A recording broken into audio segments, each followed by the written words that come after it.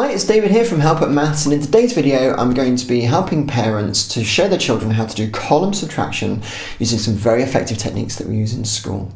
We use a simple example to begin with and then do a more complicated example after that. So we've got 764 take away 125, and the first thing your child has to realise is they have to line those digits up correctly.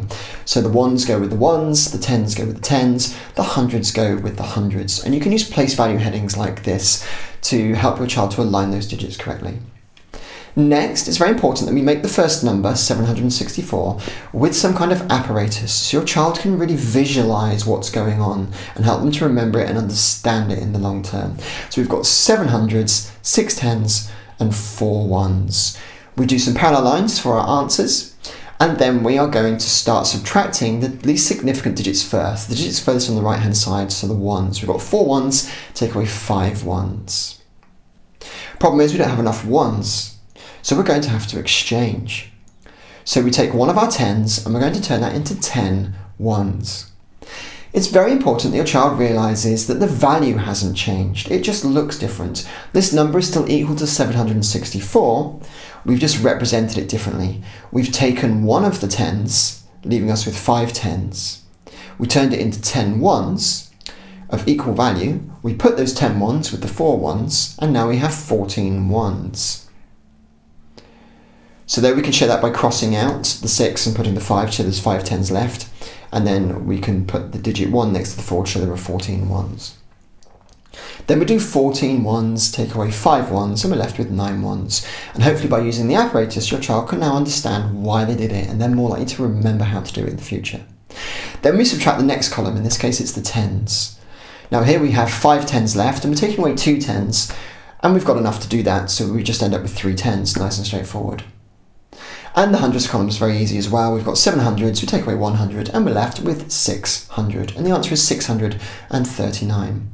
But notice the importance of the language that I used, and you need to do the same with your child. If it's in the hundreds column, don't say 7 take away 1, say 700 take away 100. The more you reinforce place value and your child realises that the position of a digit is important to its value and not just the digit itself, the better they will do at maths and calculation. Here's a more complicated example now. 70,159 take away 276, but the principle's the same. We line up the ones, we line up the tens, we line up the hundreds, etc., and we make our first number with apparatus like these place value discs. In this case, we're going to end up with 9 ones, 5 tens, 100, no thousands, and 7 tens of thousands, each column being 10 times bigger than the one before. Principle's the same. We draw our parallel lines for our answer, and we're going to start by subtracting the least significant digits first, the ones furthest on the right, in this case are ones.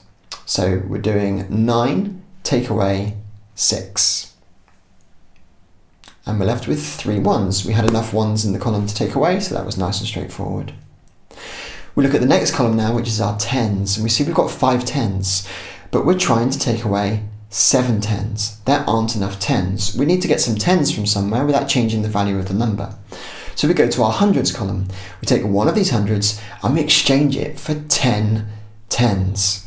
Again, exactly the same value. The value hasn't changed, it just looks different. It's now represented, instead of 100 disc, as 10 discs.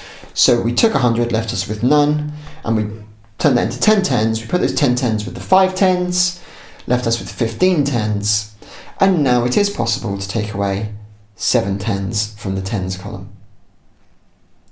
And that leaves us with 8 tens. We now go to the hundreds column. The principle is the same, but it gets a little bit more tricky now, because we've got no hundreds, and we're trying to take away 200. We would normally go to the thousands column to exchange, but there aren't any thousands either. So we have to go to the next column again in order to get some representation of our number. We take one of the tens of thousands and we exchange that for an equal amount, 10 1,000s. You can't just bring that digit all the way across to the hundreds column because it is not the same value.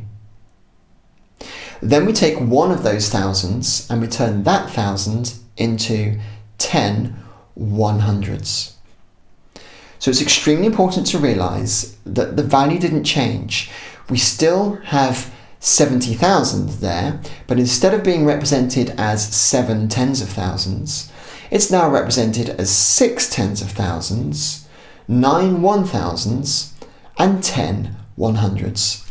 Same value, but looks different, and that's a very useful phrase to use with your child as well. It's the same value, but it looks different. Just to show you what we did now in terms of the written calculation, we had 7 tens of thousands. We took one of those, leaving us with 6 tens of thousands. We turned that 10 1,000 into 10 1,000s, which is why we've now put 10 in the thousands column. Then we took one of those thousands, leaving us with 9,000 in the thousands column, and turned that 1,000 into 10 100s, which is why it now says a 10 in the hundreds column. 10 100 take away 200 leaves us with 800. 9,000 take away nothing leaves us with 9,000. And 6 tens of thousand take away nothing leaves us with 6 tens of thousands. And the answer is 69,883. Exactly the same principle works with decimals, by the way, and I'll show you an example of that now. I won't use the place value discs for this, although I would recommend using the place value discs with your child. You need to line up the digits like before, but in this case we're lining up the ones and the tenths and the hundredths to make sure they're all the same, and the decimal points are aligned as well. We draw our parallel lines, but the calculation is exactly the same as before. If you don't have enough in your column, you have to exchange with the column next to it. And if there's nothing in the column that you need to look to the next column again to get some digits in the column that you need that you can then exchange. So here the answer is 698.83. But you do have to be very careful if you have a different number of decimal places, because you've got to make sure your digits are properly aligned. So in this example, we have 701.59, and we're going to take away 27.6. So we have to make sure that the 2 is in the tens column this time, the 7 is in the ones column, and the 6 is in the tenths column.